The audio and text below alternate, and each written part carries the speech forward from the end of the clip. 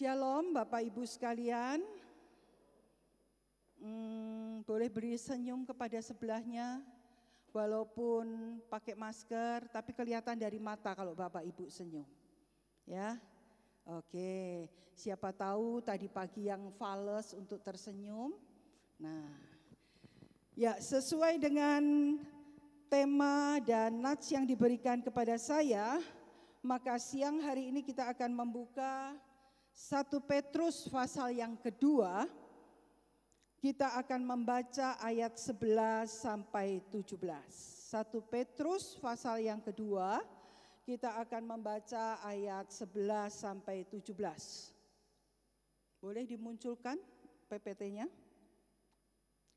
Saya ingin meminta partisipasi dari jemaat semua. Saya akan baca ayat 11, silakan jemaat membaca ayat ke-12, kita bergantian sampai ayat yang ke-17. Kalau bacanya lewat HP, tolong abaikan notification yang muncul ya. Kita mau sungguh-sungguh dalam waktu yang sesingkat-singkatnya, kita akan merenungkan kebenaran firman Tuhan. Semua sudah dapat? Ya. Firman Tuhan tertulis demikian. Saudara-saudara yang terkasih, aku menasihati kamu, supaya sebagai pendatang dan perantau, kamu menjauhkan diri dari keinginan-keinginan daging yang berjuang melawan jiwa.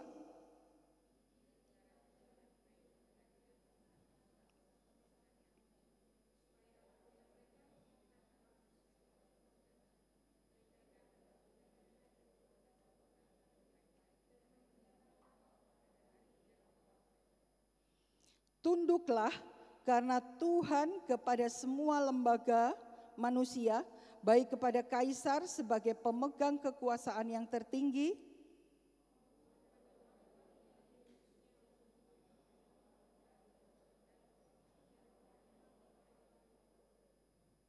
sebab inilah kehendak Allah, yaitu supaya dengan berbuat baik kamu membungkamkan kepicikan orang-orang yang bodoh.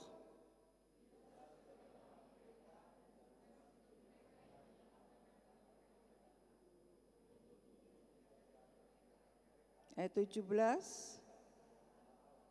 Ayat 17 kita baca bersama-sama. Hormatilah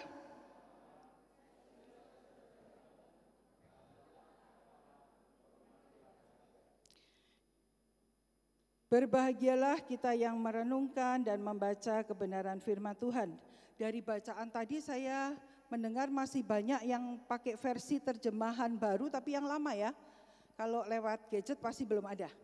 Saya kira saya pengen juga pumpung di depan menghimbau untuk jemaat beli Alkitab terjemahan baru yang kedua dari LAI, Lembaga Alkitab Indonesia. Kalau kita membeli, kita mendukung pelayanan mereka, khususnya untuk menerjemahkan Alkitab dalam bahasa suku-suku. Ya, jadi ini harganya kayaknya 90.000, 100.000. Bapak Ibu makan di luar sekali makan steak berapa coba ya? Dukung, beli. Kalau yang elektronik belum ada. Oke. Hari ini temanya adalah merdeka sebagai hamba Allah. Pasti ini terambilnya dari ayat yang ke-16 gitu ya. Kalau kita lihat kenapa sih Rasul Petrus menuliskan bagian ini? Nah, kita lihat ya. Biasanya Rasul Petrus itu sama seperti Paulus ketika menulis surat-suratnya. Mereka akan membandingkan, akan memaparkan kehidupan orang-orang percaya yang dahulu dan sekarang. Ya, kalau Bapak Ibu dan saya lihat kehidupan kita sendiri, suka yang dahulu atau suka yang sekarang? Pertanyaan saya mudah untuk dicerna kan ya. Bapak Ibu suka kehidupan yang dahulu atau yang sekarang? Oh sekarang. Yang sekarang lebih cuannya banyak gitu kan ya. Yang sekarang lebih kelihatan tambah ganteng, tambah cantik gitu. Itu. Yang sekarang lebih apa? Lebih rohani. yang sekarang lebih rajin pelayanan ya. Kita lihat Rasul Petrus itu mengatakan, terutama di dalam 1 Petrus 1, nanti kalau kita baca 1 Petrus 2 ayat yang ke-10 aja. Kamu nih dahulu bukan umat, bukan orang percaya, sekarang telah menjadi umatnya. Apakah engkau dan saya tidak harus bersyukur untuk itu? Kamu nih dulu tidak dikasihani. Tidak dikasih ini bukan kalau kita lihat orang minta-minta di jalan kasihan, bukan gitu ya. Tidak dikasihani itu maksudnya tidak dikasih oleh Allah. Allah memang marah kepada orang-orang, kepada manusia karena pemberontakan dosa mereka. Tapi sekarang beroleh belas kasihan. Wah, itu kehidupan yang kontras loh Bapak Ibu. Ya, kalau kita lihat pasal 1 saja. Kamu sekarang sudah lahir kembali, sudah jadi manusia baru. Nah, dulu menjadi manusia yang berontak kepada Allah. Jadi kalau kita masuk ke perikop yang kita akan bahas pada pagi hari ini, 1 Petrus 2 ayat 10 adalah kesimpulan dari pasal 1 dan 2. Ya, pernyataan yang tegas, yang kuat, yang gak main-main, yang dinyatakan oleh Rasul Petrus. Kamu tuh dulu begini, sekarang ya kamu juga sekarang sudah menjadi umat Allah. Nah, kalau kita mau merenungkan tema merdeka, hidup sebagai hamba Allah, kita harus tahu dasarnya. Karena maaf ya, orang-orang yang tidak percaya pun ngomong tema itu. Betul enggak? Kemarin ada yang di lingkungannya ikut halal bihalal. Nah ini kelemahan orang Kristen ini. Tidak foto halal bihalal mangan sego tumpeng ya iso tuku dewe gitu ya. Nah, kita tidak berperan apapun ya. Ngomong soal ini, kita harus hidup merdeka. Merdeka dari kemiskinan, merdeka dari penjajahan dan sebagainya.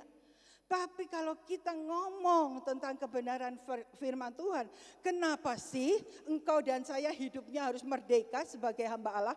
Nah, Bapak Ibu perhatikan kata hamba Allah di dalam ayat 16 itu bukan berarti hamba Tuhan yang sekolah Alkitab, enggak. Hamba Allah itu semua yang sudah sekarang ini hidupnya ditebus, diselamatkan menjadi umat Tuhan yang punya merasakan belas kasihan Tuhan, itu adalah seorang hamba Allah. Nah, kita lihat kenapa kita harus ngomong itu. Petrus seperti juga Rasul Paulus ketika ngomong soal hal tugas orang Kristen harus merdeka sebagai hamba Allah ya. Itu harus didasari doktrin atau pengajaran. Kita membangun pemahaman di dalam diri kita, membangun iman itu dasarnya harus jelas. Pak Anton itu suka bangun-bangun ya. Apa sih? Kontraktor. Ya. Dasar itu penting. Fondasi itu penting. Gereja ini fondasinya kelihatan enggak? Enggak kelihatan. Tapi saya percaya walaupun saya enggak sekolah insinyur, pilar-pilar ini adalah tiang penyangga dan fondasi di dalam itu kuat. Enggak kelihatan. Nah, doktrin itu seperti fondasi. Untuk yang mendasari engkau dan saya tahu tugasnya. Fondasinya apa sih? Dasarnya apa sih? Doktrinnya apa sih? Karena engkau sekarang umat Tuhan. Makanya kamu mau punya tugas untuk merdeka. Hidup sebagai hamba Allah. Prinsip selalu Petrus tuh ngomong begitu. Prinsipnya apa? Kenapa engkau harus praktekkan hidup sebagai hamba Allah yang merdeka? Prinsipnya apa? Kalau enggak, engkau dan saya tidak ada bedanya dengan orang-orang yang tidak punya Kristus. Betul? Prinsipnya apa? Prinsipnya kita tahu, kita sudah dipanggil dari gelap ke terang untuk memberitakan, untuk menyiarkan terang itu. Orang yang lahir baru di dalam Kristus bukan tugasnya duduk diam di gereja seminggu sekali selesai pulang, enggak. Lalu kita juga melihat ya, kalau nanti sempat di rumah dibaca ya pasal 1 dan pasal 2 yang bagian awal. Petrus ingin ya kita menyatakan identitas kita yang mendasari peran. Peran kita jadi orang Kristen di sekitar kita apa? Di keluarga kita apa? Di masyarakat kita apa? Nah, identitas sebagai anak Allah itu yang membuat engkau dan saya melakukan peran di komunitas di sekeliling kita. Kita lihat lebih lanjut ya, tadi yang sudah kita baca. Dari ayat yang ke-11 sampai ayat yang ke-12, juga ayat yang ke-16. Perhatikan di situ.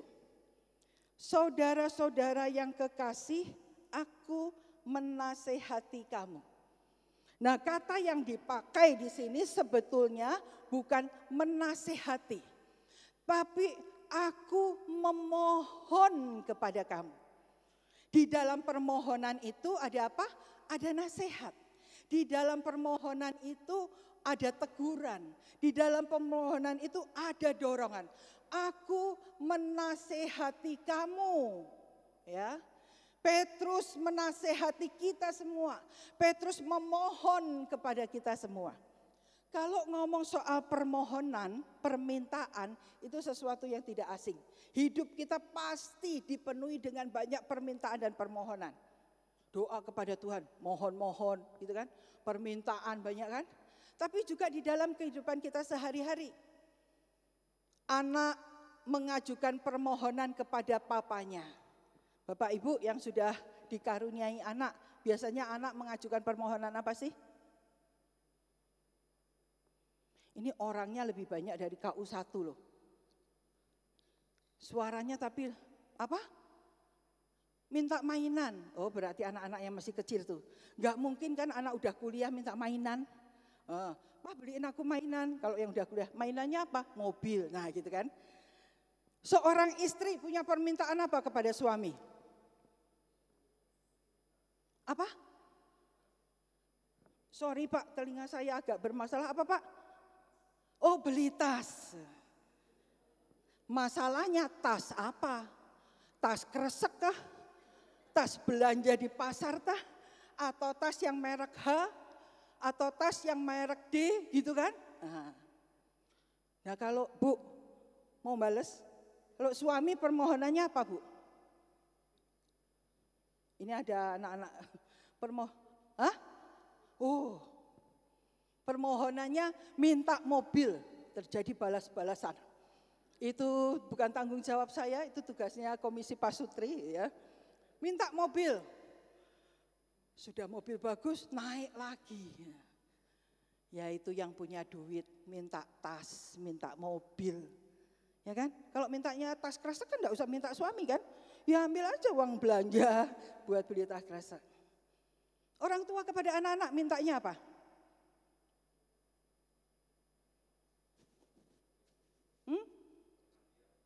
Minta perhatian. Oh bagus sekali Pak. Kasih itu kalau minta perhatian. Gratis. Enggak usah minta kayak tas tadi Bapak harus keluar uang. Ya. Minta perhatian. Nah sekarang Petrus itu punya permohonan. Kepada kita semua. Kepada engkau dan saya. Orang yang sudah percaya, yang sudah dimerdekakan, ini harus hidup sebagai hamba Allah. Oke? Saya percaya yang di sini mayoritas sudah percaya. Ya kan? Tapi hidupnya sebagai hamba siapa? Hambanya istri? Siapa Ci? Hambanya Pak Emil. Nah kalau Pak Emil nih, si Syaucen nih. Ya. Hamba Allah. Hidup sebagai hamba Allah. Nah kita lihat, kalau kita lihat permohonan dari Rasul Petrus ini, ya, bisa dilihat atau diakses dalam dua aspek. Secara negatif, ya tadi kita udah baca. Apa yang negatif? Jauhi keinginan daging. Terjemahan bahasa Inggris, abstain from fleshly lust. Abstain, gitu ya. nanti kita jelaskan. Dari keinginan daging. Nah, secara positif permohonan ini gini. Aku memohon kamu untuk memiliki cara hidup yang baik. Ada bahasa Inggris menerjemahkan conversation honest atau living honest. Hidup yang jujur. Milikilah hidup yang jujur. Milikilah hidup yang terbuka, gitu ya. Hidup yang baik. Kita lihat satu-satu.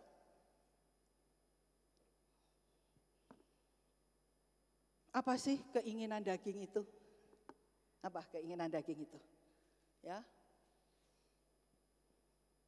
Kalau kemarin saya baru pulang dari Malang. Kalau ke Malang sama suami saya, Pak Kaleb, pasti ada makanan-makanan wajib. Soto Lombok. Tahu soto Lombok? Itu bukan soto dikasih lombok, tapi memang khasnya Malang. Menurut saya so-so lah gitu ya. Tapi selalu makanan wajib. Kalau saya tidak penuhi di awal, begitu datang, Pak mau makan apa? Soto Lombok. Terus saya muter, makan ini. Nanti pasti hari kedua atau hari terakhir harus ke soto Lombok. Itu keinginan suami saya. Oke. Kalau misalnya saya punya keinginan makan rujak, kan di Malangan terkenal rujaknya seger, enak gitu ya. Nah itu keinginan yang oke-oke aja, keinginan yang sah. Bahkan kalau istri bapak tadi punya keinginan tas dan duitnya ada, ya kan? Enggak ngambil duit orang lain dan bayar, itu juga keinginan yang sah. Tetapi keinginan yang dimaksud oleh Rasul Paulus atau Rasul Petrus adalah keinginan yang evil, keinginan yang jahat, keinginan yang berdosa. Jadi gini, aku memohon kepada kamu, kalau kamu mau hidup merdeka sebagai hamba Allah, jauhi keinginan-keinginan yang jahat. Jauhi keinginan-keinginan yang berdosa. Kalau evil desire ini kita enggak jauhi, itu akan membuahkan yang namanya kejahatan. Oke? Jadi ini permohonan Rasul Petrus. Ada orang bilang begini, mungkin ya kita bisa aja luput dari penyakit tubuh jasmani ketika kita berdosa. Kan kalau kita berdosa ya, hidup dalam keinginan-keinginan jahat dan kita berdosa, enggak selalu secara fisik itu ada hukuman dari Tuhan. Aku berdosa, tapi kok aku tambah seger. Aku kok hidup masih dalam dosa, tapi kok aku awet enom. Bisa aja, ya kan? Tetapi kutipan ini mengatakan penyakit dan kematian batiniah adalah hukuman yang tidak mungkin luput, tidak mungkin dihindari, gitu ya, oleh siapapun yang yang hidupnya diserahkan kepada atau masih berkubang dalam keinginan-keinginan daging. Oke. Jadi kalau saya masih hidup dalam keinginan-keinginan daging, nih ya, ada kematian batiniah di hadapan saya. Makanya firman Tuhan kadang mengatakan gini, hatinya lebih keras daripada batu. Ya, tegar tengkuk gitu. Sudah ditegur, tapi enggak bertobat. Enggak merdeka. Itu ada kematian secara batiniah di dalam diri orang itu. Nah kalau gitu perbuatan daging itu apa sih? Kira-kira perbuatan daging itu apa? Kita lihat ya firman Tuhan ya. Paling enak itu kita lihat definisi atau bentuk perbuatan daging dari kebenaran firman Tuhan. Yuk kita baca sama-sama. Agak bureng ya, tadi saya salah pilih template gitu ya, tapi masih bisa terbaca ya. Kalau yang tidak bisa terbaca lihat Alkitabnya. Yuk 1, 2, 3. Perbuatan daging telah nyata apa?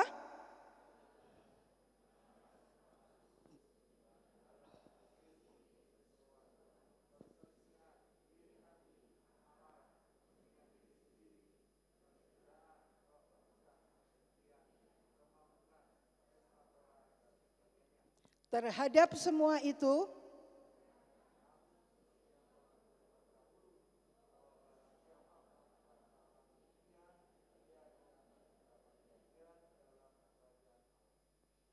oke jelas, ada kematian batin. Nah sekarang tolong dipelototin atau dilihat baik-baik. Masih ada enggak perbuatan daging yang itu kita enggak jauhi? Ya, bahkan mungkin ada di dalam kehidupanmu dan kehidupanku. Ada enggak? Itu ada berapa macam, banyak loh itu. Masuk kita mau tambahin lagi gitu ya. Ada enggak? 1, 2, jangan berkata kepada saya, Bu, aku cuma punya 1. Mungkin 1 itu yang digondeli terus. Digondeli itu bahasa Indonesianya apa ya? 1 itu yang gak pernah hilang-hilang. Kita mau sudah berdoa kok begitu terus. Mungkin 1 itu yang paling bandel gitu ya. Nah, tapi mungkin itu 1 yang paling bandel itu 1 yang engkau dan saya suka. Perbuatan daging yang favorit banget buat kita. Kita ngefans sama perbuatan daging itu. Hati-hati loh ngefans sama perbuatan daging, coba. Apalagi kalau ada 2, apalagi kalau ada 3. Boleh dah tanya sama sebelahnya, kamu ada berapa? Gitu ya. Tapi nggak usah disebutin gitu ya. Nanti saling terjadi. Coba, kamu punya berapa Pak? Jangan istri langsung, kamu nih ini. Jangan, untuk diri kita sendiri coba. Ada nggak? Saya yakin kok ada, karena saya juga ada. Perbuatan daging apa sih yang terus naik turun, terus belum perlu diingatkan lagi. Nah kalau pagi hari ini ya Tuhan mengingatkan kita, ayo kita hancurkan. Ya. Perhatikan, keinginan daging yang berjuang melawan jiwa. Bapak Ibu, di dalam ayat ke-11 tadi tertulis, keinginan daging yang berjuang melawan jiwa. Apa maksudnya? Perjuangan bangsa Indonesia untuk merdeka, itu lewat tetes darah gitu ya, kematian para pahlawan-pahlawan, berjuang. Nah begini, keinginan daging itu bukan sekedar gini, ini percabulan. Aku nggak boleh deket-deket, atau kalau deket-deket itu juga nggak apa-apa, nggak gitu. Perseteruan itu keinginan daging loh, ya. Perseteruan, aku deket-deket, dia kan di situ tuh perseteruan, nggak apa-apa gitu ya. Kemabukan atau pesta pora, pesta pora itu artinya memang hidupnya untuk pesta-pesta. Di sini aja, aku nggak deket-deket berarti nggak apa-apa, enggak. Nah, berjuang melawan jiwa itu punya pemahaman gini. Kalau ada perang ya, jenderal itu, para pemimpin perang itu akan punya strategi militer perang yang dilakukan dengan teliti, yang sudah diuji coba, yang hasil riset dari pengalaman untuk mengalahkan musuh. Jadi begini, kalau saya punya perbuatan daging di sini, ya, dan saya tidak menjauhi, maka perbuatan daging itu akan berjuang melawan jiwa saya untuk saya dikalahkan. Serius enggak berarti? Serius. Makanya ketika engkau dan saya diminta merdeka hidup sebagai hamba Allah, kita juga harus merdeka dari keinginan-keinginan daging itu. Untuk itu engkau dan saya harus menjauhi. Kata abstain ini kalau diteliti adalah sesuatu yang kotor, sesuatu yang merusak, sesuatu yang berdosa, dan itu tidak boleh kita dekati. Ya kan? Saya ini punya murid-murid gitu ya. Mereka kadang cerita, Bu, tadi saya buka HP-nya Papa. Emangnya HP-nya Papa nggak dikasih PIN, nggak dikasih password. Saya tahu passwordnya. Oh ya, terus saya klik itu ternyata ada. Bukan Mama Bu, perempuan lain. Gitu ya. Anak-anak sekarang tuh pinter-pinter loh. Perempuan lain yang enggak pakai baju. Nah, ya. Terus kamu lihat, enggak Bu, saya ngelihatnya gini. Ada yang bilang, saya lihat Bu, tapi habis itu saya deg-degan. Oke? Keinginan daging. Nah ini yang papa-papa masuk kayak, tapi percayalah murid saya itu enggak ada di sini. Orang tuanya berarti enggak ada juga, gitu ya. Menjauhi, abstain. Kita harus memilih hidup kudus. Kalau engkau ingin merdeka, hidup sebagai orang percaya, hamba Allah harus pilih hidup kudus. Murid saya yang lain. Kamu kalau belajar sama siapa? Belajar sendiri. Main sama siapa? Main sendiri. Main sendiri hati-hati loh. Anak ngomong sendiri, jawab sendiri. Kenapa enggak main sama mama? Mama sibuk sama HP-nya Bu.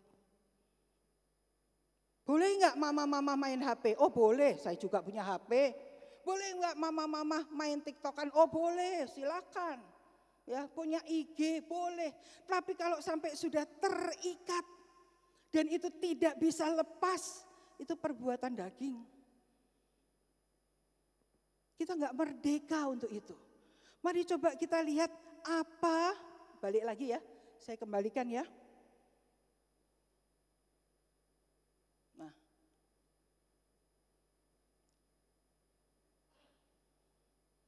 kayaknya baterainya mau habis atau ya, coba lihat ya. Apa di sini yang masih seringkali membuat engkau dan saya ya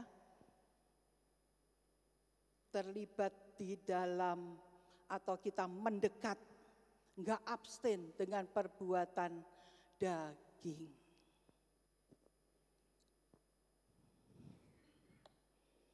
Apa ya perbuatan daging Bu Shirley yang kadang masih muncul dan saya harus berjuang lagi? Bapak Ibu, waktu COVID kita tuh kan enggak banyak pergi kemana-mana ya, betul enggak? Butuh baju bagus? Waktu COVID enggak kemana-mana, gereja aja online. Kadang-kadang saya tahu online atasnya pakai yang rapi, bawahnya pakai celana kolor gitu kan. Tapi ternyata dari survei, dan itu saya alami, waktu COVID lemari malah bertambah.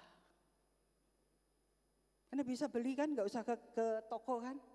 Dan terutama baju batik, aduh. Saya nih kok ya mau ngasih ilustrasi ini pakai baju batik, salah kostum ini ya. Baju batik, terutama pakai batik itu bertambah. Walaupun saya tahu batik-batik yang lama yang masih bagus itu saya kasih ke hamba-hamba Tuhan di desa. Itu bisa menjadi alasan buat saya mengizinkan diri saya untuk beli batik. Karena batik yang lama saya kasih ke hamba Tuhan di desa dan mereka senang sekali. Gitu kan? Enggak. Karena itu masalahnya bukan batik atau beli atau tidak, tapi masalahnya hawa nafsu yang tidak dikendalikan. Oke? Saya harus stop jatah. Anak saya bilang gini, coba Mami hitung coba selama COVID. Pengeluaran Mami buat beli batik itu berapa? Duh saya sudah deg-degan tuh waktu anak saya ngajarin ngitung ya. Gini. Bapak Ibu gak usah tahu jumlahnya. Saya gak minta uang kalian kok ya. Iya ya. Iya juga ya. Ini kalau buat cicilan yang lain yang diperlukan bisa juga. Jadi sekarang Mami mau gimana? Kita kadang-kadang perlu belajar loh sama anak kita. 2 bulan jatah beli 1 ya. Bukan berarti terus gak boleh beli. 2 bulan beli 1 aja ya. Gitu. Apa perbuatan daging yang membuat engkau dan saya belum merdeka? Jangan kita terus-terusan ternina bobok dengan kehidupan kita sehingga kita tidak membenahinya untuk mau merdeka sampai 79 tahun, nanti tahun depannya lagi 80. Bisa dibantu enggak ini? Ya. Belum sampai situ. Ya. Yang kedua, dari sisi positif, ya. Petrus mengajukan permohonan untuk kamu hidup sebagai hamba Allah yang merdeka. Coba milikilah cara hidup yang baik. Milikilah kehidupan yang jujur. Milikilah perbuatan-perbuatan baik di dalam hidupmu. Merdeka, kemerdekaan atau freedom. Hidup sebagai hamba Allah. Free from apa tadi? Perbuatan daging. Saya merdeka dari perbuatan daging mabuk.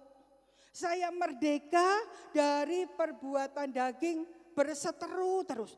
Tiap minggu kok kalau aku ke GKT kok dengarnya hal-hal yang negatif misalnya. Perselisihan, perseteruan gitu ya.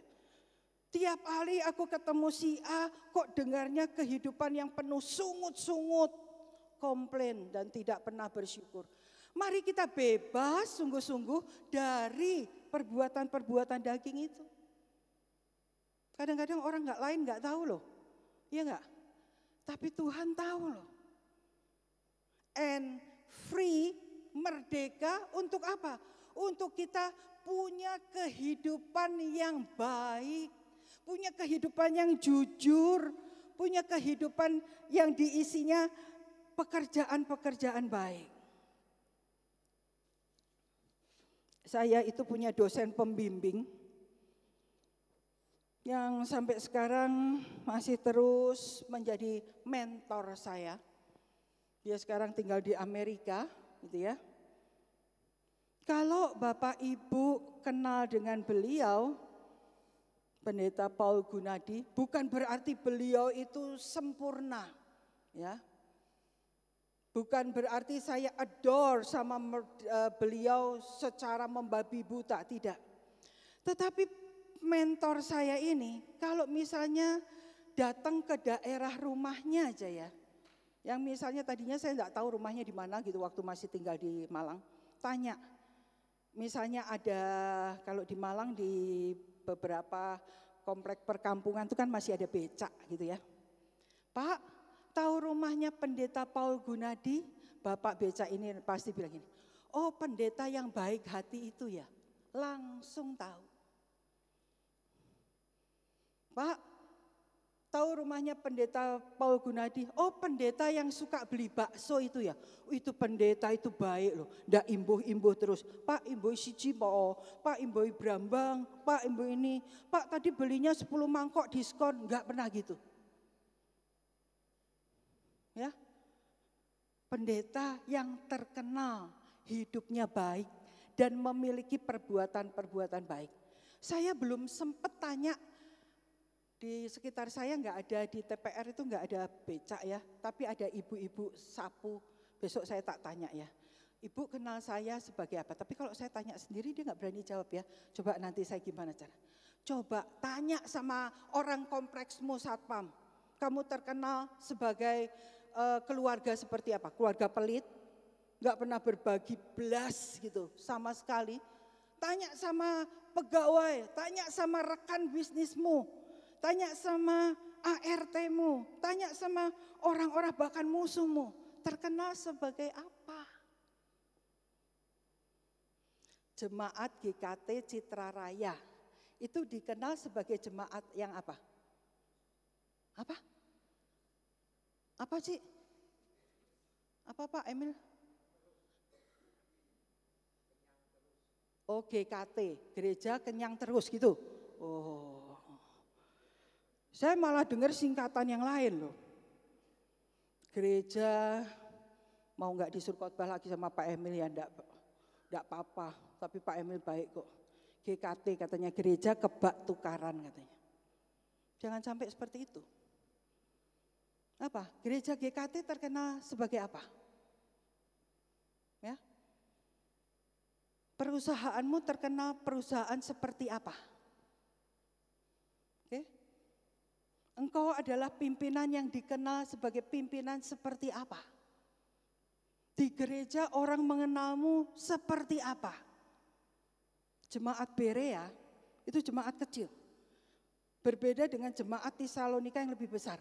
Tapi jemaat Berea dikenal sebagai jemaat yang baik hati dan suka belajar firman. Luar biasa ya. Kita harus free from keinginan daging tadi. Free for untuk kita punya perbuatan-perbuatan baik. Nah, coba perhatikan. Ini ya. Milikilah cara hidup yang baik di mana? Di tengah-tengah, mari baca Bapak Ibu sekalian, bangsa-bangsa bukan Yahudi. Nah, kalau muncul bangsa bukan Yahudi, itu di Perjanjian Baru punya dua pengertian. Artinya betul-betul menyangkut ras. Bangsa-bangsa bukan Yahudi berarti bangsa Yunani, bangsa-bangsa yang lain, gitu ya. Tetapi pengertian yang kedua adalah bangsa-bangsa bukan Yahudi itu menyangkut orang yang belum percaya. Dan pemahaman di dalam pasal ini adalah orang-orang yang belum percaya. Jadi milikilah cara hidup yang baik di tengah-tengah bangsa-bangsa yang belum percaya. Milikilah perbuatan-perbuatan yang jujur. Milikilah perbuatan-perbuatan yang baik di antara orang-orang yang belum percaya. Karena apa? Karena engkau dan saya adalah pendatang ataupun perantau. Tadi Alkitab mengatakan demikian ya. Kalau kita tahu surat ini ditujukan kepada jemaat-jemaat yang tersebar di Pontus, di Galatia, Kapadokia gitu ya, dan Asia Kecil, tersebar di mana-mana jemaat pada waktu itu. Petrus ingin mengatakan kamu itu di situ itu pendatang dan perantau. Tempatmu, rumahmu yang sesungguhnya itu bukan di situ. Hanya sementara aja. Kamu ada di tengah-tengah bangsa yang bukan Yahudi. Bapak Ibu, kita tahu kita ini mungkin secara suku minoritas. Secara agama kita minoritas.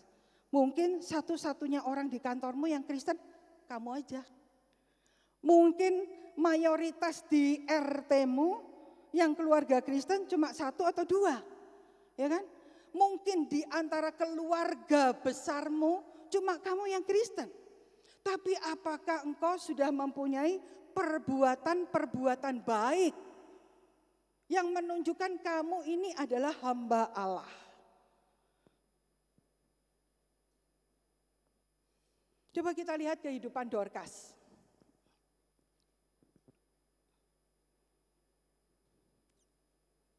Oke. Kalau kita buka Kisah Para Rasul pasal 9, Dorcas itu disebut murid perempuan. Ya. Murid perempuan. Siapa di sini murid Tuhan? Pasti banyak yang angkat tangan. Murid Tuhan, ya. Dan kalau kita lihat hidupnya, coba kita lihat Kisah Rasul pasal 9.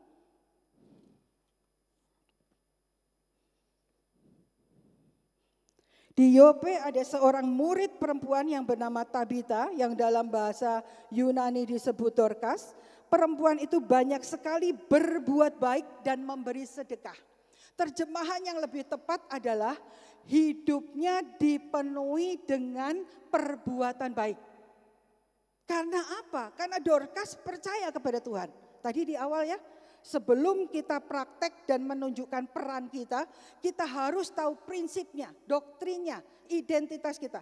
Karena engkau dan saya milik Allah, engkau dan saya sudah lahir baru, maka hidup kita harus dipenuhi dengan perbuatan baik. Karena masuk surga bukan karena perbuatan baik. Kita menunjukkan perbuatan baik bukan untuk barteran sama Tuhan. Kita menunjukkan hidup perbuatan baik karena kita milik Allah. Dipenuhi. Kalau ada gelas itu penuh dengan air. Dipenuhi dengan perbuatan baik. Karena memang Alkitab mengatakan iman tanpa perbuatan baik itu mati. Oh, aku beriman kepada Tuhan, tapi lihat perbuatan baiknya enggak ada, mati dia. Aku percaya kepada Tuhan, aku beriman kepada Tuhan, tapi lihat perbuatan baiknya enggak ada, sia-sia dia. Betul enggak? Aku percaya kepada Tuhan, tapi enggak menunjukkan perbuatan baik, kosong kata firman Tuhan. Bagaimana dengan engkau dan saya? Coba pikir aja dalam minggu ini. Perbuatan baik apa yang saya lakukan untuk bangsa-bangsa non-Yahudi. Bangsa-bangsa atau orang yang belum percaya. Kalau kamu berbuat baik, beli notas buat istrimu, ya itu bukan perbuatan baik, itu kewajiban mungkin. Ya kan? Engkau memberikan laptop untuk anakmu, itu kewajibanmu, apalagi anakmu mau kuliah. Perbuatan baik kepada orang yang belum percaya. Minggu ini aja, apa yang kau lakukan? Apa yang kita sudah lakukan? Bapak Ibu, sudah cukup lama saya itu enggak pakai ART. Ya. Sesudah COVID dah. Tapi kalau akhir-akhir ini saya sibuk, saya enggak sempat cuci baju, biasanya saya datangkan Warnen. Warnen itu baru kira-kira 2 kali lah datang. 1 kali dia datang yang ketiga, dan dia ngomong dengan gemetar, ya, dengan ngomong deg-degan, dia bilang begini, Bu, saya mau ngomong, tapi sebetulnya saya takut, saya malu. Ada apa Bu? Saya mau pinjam uang. Biasanya kita kalau didatangi ART, didatangi orang bawa map, kan langsung pikiran kita gini ya, mesti ini mau ngajuin apa gitu kan. Oh, berapa Bu? Dia menyebut satu jumlah gitu ya. Buat saya itu nilainya lumayan lah gitu ya. Kata saya ngomong besar, nanti Bapak Ibu sak gitu kok besar gitu ya. Ngomong kecil, sak gitu kok kecil gitu ya. Terus saya tanya, Ibu mau pinjam uang itu untuk apa? Dan dia bilang suaminya kena PHK. Saya enggak kenal suaminya. Saya juga enggak tahu rumahnya. Yang saya tahu dikenalkan seorang teman. Kalau gitu dipinjemin enggak? Ayo jemaat GKT Citra Raya, baru 2 kali. Enggak. Yang ngomong enggak ini pasti trauma dibujui orang. Ya kan? Atau ngomong enggak itu kalau enggak trauma ya agak pelit. Saya pernah dibohongin orang enggak? Sering. Tapi ketika dia ngomong begitu, oh Pak Kaleb enggak ada di rumah, uang di rumah ada enggak ya? Saya juga mikir, wah uang sak gitu tuh bisa buat belanja 2 minggu loh kira-kira. Kayaknya lihat dari wajah, kita kan suka jadi penganalisa wajah, pembaca mimik wajah kan. Karena belajar di TV, kayaknya sungguh-sungguh kok ngomongnya. Ya. Kayaknya dia matanya gak lihat ke atas, gak lihat ke kiri, atas mikir biasanya gitu kan. Ngomongnya sungguh-sungguh, dia ngomongnya gemeter tangan gak beneran apa enggak gitu ya. Karena alasannya menurut saya oke, dan ya udah, tapi tunggu ya suami saya pulang. Waktu itu saya sudah, nih kalau yang nanti dia balik lagi, dia nggak balik saya juga tidak bisa apa-apa, mosok gitu-gitu ada MOU. Nama, ya kan? Itu perbuatan baik kecil menurut saya. Dia datang berikutnya. Udah datang mikirannya untuk apa? Potongan. Terus dia bilang, Bu, boleh enggak yang kali ini jangan dipotong dulu. Ayo, dibayar apa enggak? Bilang enggak lagi, traumanya double-double kamu. Ya. Belajar untuk melakukan perbuatan baik kepada orang yang Tidak percaya. Kalau misalnya saya dibohongin, buat saya ya sudah dibohongin, tapi setidaknya saya sudah berbuat baik. Jangan sampai karena takut dibohongin, saya tidak pernah berbuat baik. Itu contoh kecil, ya. Dorcas hidupnya dipenuhi full of a good works. Penuh loh, bukan seperempat. Shirley hidupnya dipenuhi perbuatan baik. Enggak mungkin, baru seperempat, ini baru segini. Dipenuhi dengan perbuatan baik. Sehingga waktu dia mati, banyak orang menangisinya. Karena janda-janda itu dibuatin baju sama Dorcas. Menangis bukan karena dibayar, menangis bukan karena bersorak karena Dorcas mati, tapi menangis karena kehilangan seorang murid perempuan yang sudah berbuat baik. Perhatikan di sini. Sesungguhnya hidup kita itu akan membuat orang mendekat kepada Kristus. Berarti ini kita jadi batu lompatan. Kalau mau pakai istilah di surat 1 Petrus ini, Kristus adalah batu penjuru, ya kan? Karena perbuatan baik orang kenal Kristus, makin mendekat. Oke? Atau lewat hidup kita orang itu makin menjauhi Kristus. Sebab engkau dan saya jadi batu sandungan.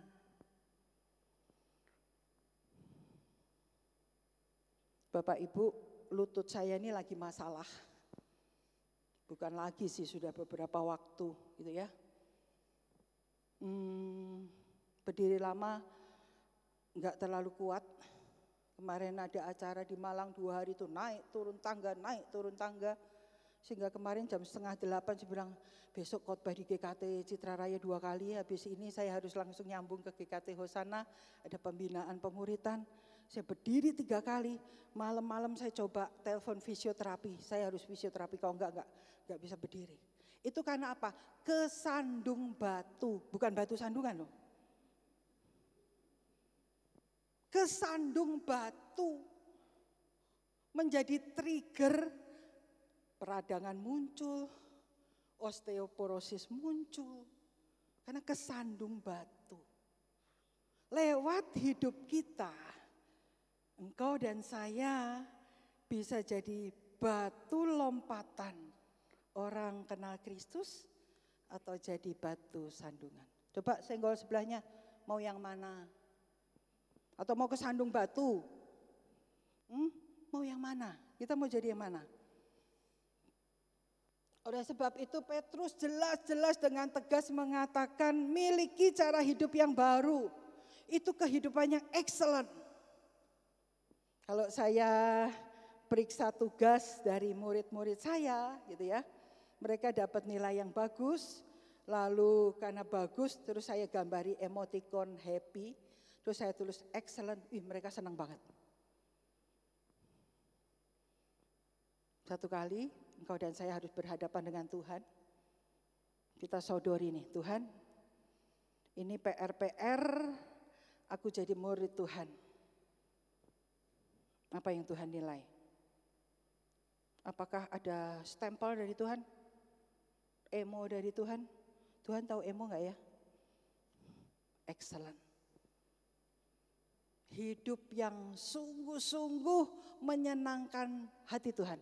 Kata excellent spirit, hidup yang excellent itu muncul loh di Alkitab. Tapi kalau saya ngomong itu nanti kelamaan ya. Hidup yang excellent di hadapan Tuhan. Demikian juga sehingga orang-orang itu tahu. Kamu kalau mau merdeka hidup sebagai hamba Allah, punyalah cara hidup yang baik. Termasuk cara hidup yang baik sebagai warga negara. Tunduklah, yuk kita baca sama-sama 1, 2, 3. Tunduklah.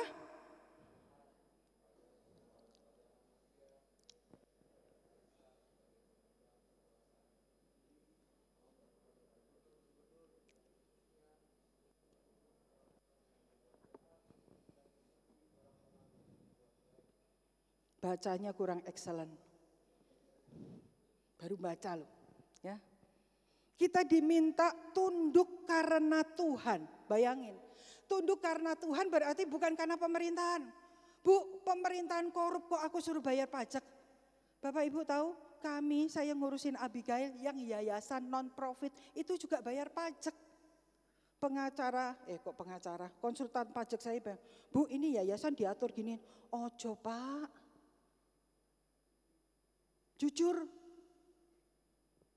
bayar pajak. Jadi karena Tuhan, bukan karena pemerintahan itu sendiri. John F. Kennedy bilang apa? Jangan bertanya kepada negara apa yang negara bisa berikan kepadamu, tapi bertanyalah apa yang engkau bisa berikan kepada negaramu. Itu kayaknya tepat banget tuh untuk Amerika yang sedang mengalami krisis gitu ya. Jangan bilang, aduh negaraku masih itu pejabat korupsi, aku nggak mau bayar pajak, enak aja. Enggak, karena Tuhan cara hidup yang baik. Mau merdeka sebagai seorang warga negara yang menunjukkan cara hidup yang baik. Tunduk kepada kaisar sebagai pemegang kekuasaan tertinggi. Berarti kepada presiden kita gitu ya. Makanya doakan sungguh-sungguh. Entah yang rambut putih nanti, atau yang suka naik kuda, atau yang suka masang jaring gitu ya. Wakilnya siapa ya? Nah, coba sungguh-sungguh didoakan. Walaupun dalam hati Tuhan yang ini aja gitu ya. Supaya pemerintah yang berikutnya adalah pemerintah yang baik. Tapi kita tunduk dan menghormati pemerintah karena Tuhan.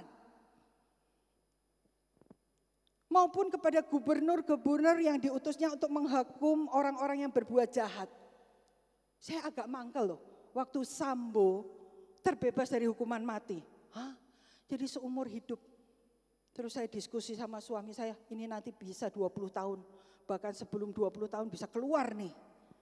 Agak mangkel tuh. Ya, orang yang katanya percaya tidak menunjukkan perbuatan baik ketika dia jadi polisi. Tapi kalau kita perhatikan salah satu kenalan kami yang namanya, saya sebut aja ya, Pak Roni Sompi. Itu sekarang dia dari kedudukan yang bagus, dari Surabaya dipindahkan Jakarta.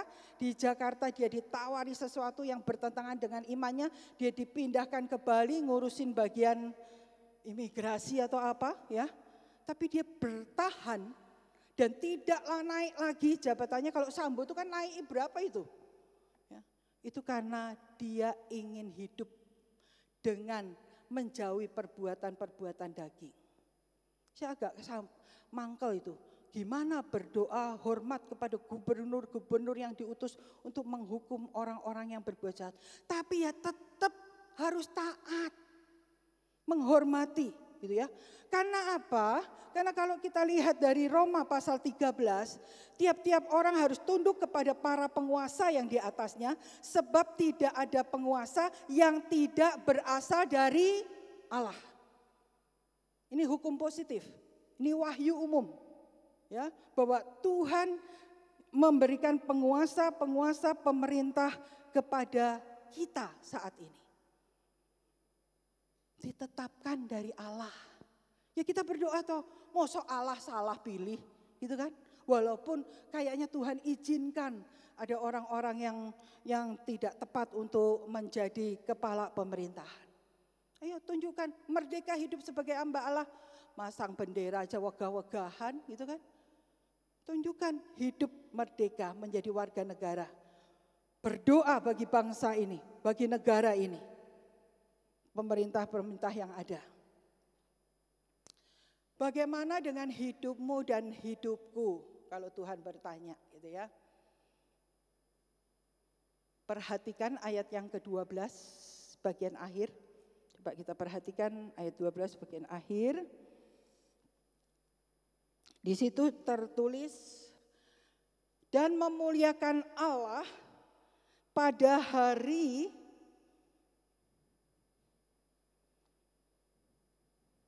dan memuliakanlah pada hari Ia melawat mereka. Ya. Jadi nanti tiba saatnya atau dengan waktu Tuhan itu akan mendatangi orang-orang yang tidak percaya.